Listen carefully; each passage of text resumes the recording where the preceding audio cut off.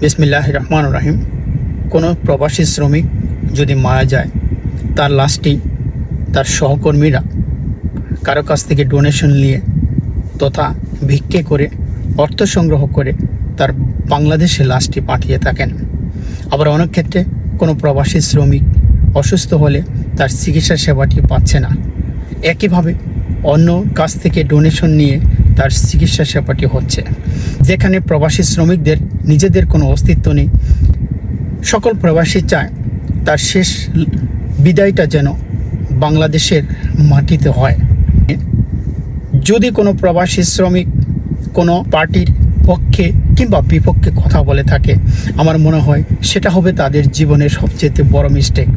যেখানে নিজেদের অধিকার নেই, নিজেরা আমাদের অধিকার নিয়ে কথা বলি না, আমরা অধিকার আদায়ের জন্য লড়ি না, সেজন্যই যে কেউ কোনো কথা বলবে।